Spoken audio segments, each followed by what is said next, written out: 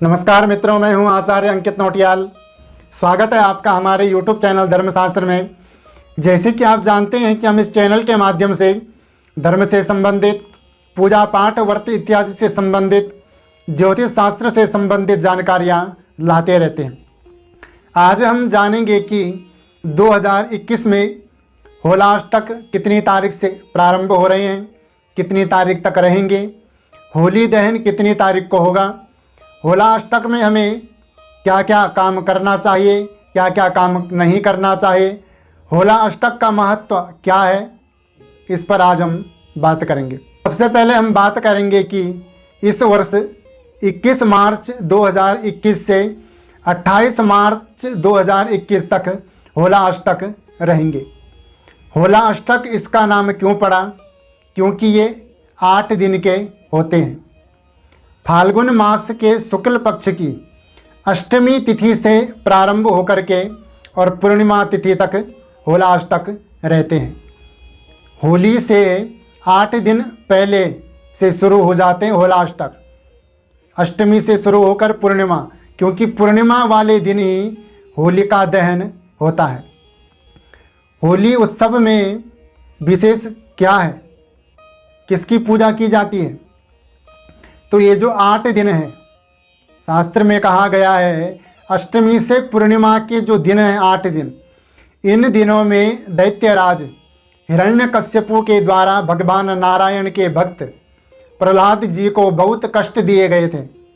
कभी उनको पहाड़ी से नीचे फेंका गया, कभी उनको जेल खाने में बंद कर दिया गया, कभी उनका भोजन पानी ही बंद कर दिया गया। बहुत प्रकार से उनको कष्ट दिए गए, पर वो भी भगवान के परम अनन्य भक्त थे, भगवान का नाम ही जपते रहते थे। और जो भगवान का नाम जपता है, भगवान उसका भरण पोषण अपने आप करते हैं। इस प्रकार होलाअष्टक में उनको कष्ट दिए गए। और होली वाले दिन, क्योंकि होलिका को पितामह ब्रह्मा जी के द्वारा वरदान प्राप्त था कि ये यदि अग्नि में बैठेगी तो ये कभी भी जल नहीं पाएगी, उसको ये वरदान था। पर जिसको जो वरदान प्राप्त होता है, वो यदि अपने अहंकार के कारण उसका प्रयोग किसी भगवान के भक्त पर करना चाहे तो वो वरदान भी विफल हो जाता है, नष्ट हो जाता है।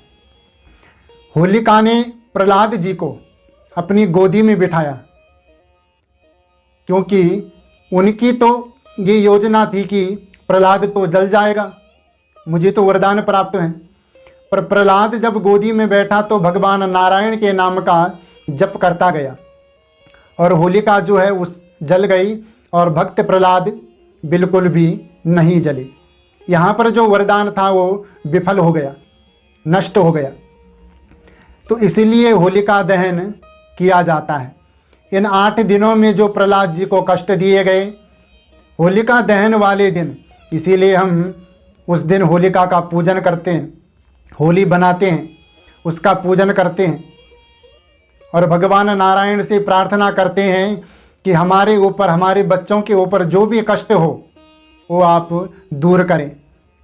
जैसे आपने प्रहलाद जी के कष्ट दूर करें, प्रहलाद जी के जो शत्रु थे उनसे प्रहलाद जी की रक्षा करी, ऐसे हमारी और हमारे बच्चों की भी आप रक्षा करें।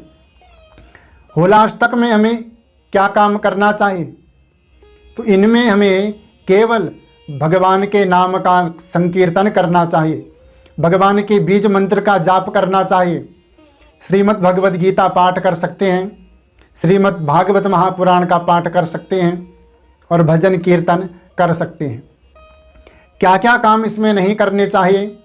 तो शास्त्र में कहा गया है इन दिनों में 16 संस्कार में से एक भी संस्कार नहीं करना चाहिए। अपने घर में कोई अनुष्ठान, सत्यनारायण व्रत कथा, व्रत शुरू नहीं करना चाहिए, व्रत का उद्यापन भी नहीं करना चाहिए, कोई विशेष अनुष्ठान भी नहीं कराना चाहिए। इन दिनों में कोई भी शुभ काम 8 दिनों में नहीं होता है, केवल भगवान के नाम का जाप ही करना होता है, बस। अब यहाँ पर कई लोग क्या करते हैं कि होलाअष्टक में लोगों को बता देते हैं कि आपके पितृ जो हैं खंडित हो गए हैं।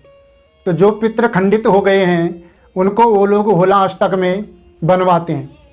होला अष्टक में लोगों के पितरों को मोक्ष देने के लिए पितृ गायत्री करते हैं, महामृत्युंजय यज्ञ करते हैं, जबकि ये बिल्कुल शास्त्र के विरुद्ध है। क्योंकि हम अपने पितरों को मोक्ष देने के लिए उनके लिए यज्ञ कर रहे हैं। तो जब होलाष्टक में कोई भी शुभ कर्म नहीं किया जाता है तो होलाष्टक में पितृकर्म, जो पितृ गायत्री है, पितरों का हमने स्थान, उनका मंदिर बनवाना है, तो ये काम भी बिल्कुल भी नहीं करने चाहिए, क्योंकि ये शास्त्र के विरुद्ध हैं।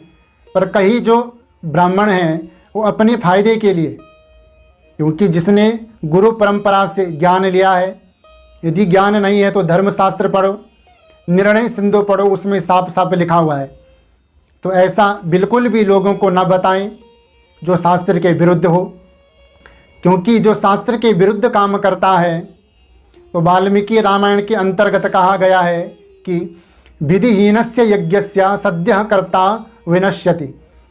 जो शास्त्र के विरुद्ध विधि से अलग कोई यज्ञ अनुष्ठान करता है या करवाता है, उन दोनों का पुण्य नष्ट होता है। वो जो भी काम करते हैं वो सफल नहीं हो पाता है। इसलिए शास्त्र के अनुसार ये काम करें। होलाष्टक में भगवान के नाम का संकीर्तन करें, श्रीमद् भगवत विष्णु सहस्त्र नाम का पाठ करें अपने आप। और ये शुभ कर्म जो है 8 दिन तक कुछ भी हमें नहीं करनी चाहिए। जितना हो सके भगवान के नाम का जाप हमें करना चाहिए। यदि कोई व्यक्ति मंत्र सिद्ध करना चाहता है तो होलाष्टक में मंत्र सिद्ध कर सकता है। होलाष्टक में मंत्र सिद्धि के लिए बहुत अच्छा समय रहता है, पर कोई भी शुभ कर्म इसमें नहीं करना है। जिस जिस कर्म में जिस जिस समय कोई शुभ कर्म नहीं करना हो, मैं हर वीडियो में कहता हूँ इसमें नहीं करना चाहिए। जो ऐसे भ्रमित करने वाले लोग हैं उनसे आप दूर रहें। तंत्र क्रिया वाले से, तांत्रिकों से, भक्तों से आप दूर रहें।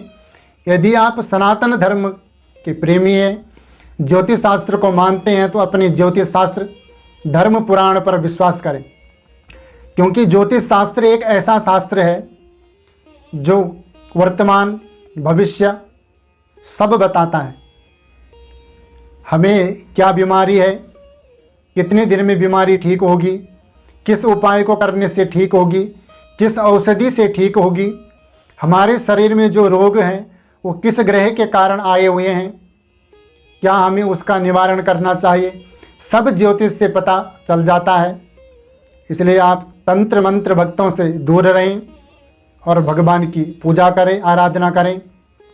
तो जिस प्रकार से होलाष्टक के बारे में मैंने शास्त्रों का चिंतन पठन करके आपको बताया, आप वही करिए। तो आज के लिए इतना ही। मुझे विश्वास है हमारे द्वारा दी गई जानकारी आपको ज़रूर पसंद आई होगी। हमारे द्वारा दी गई जानकारी आपको पसंद आए तो हमारे चैनल को सब्सक्राइब करें, वीडियो को लाइक करें, शेयर ज़्यादा से ज़्यादा करें ताकि ये जानकारी सभी तक पहुंच सकें। कमेंट करके ज़रूर बताएं। मिलते हैं एक नए अगले वीडियो में, तब तक के लिए जय जय श्री राधे।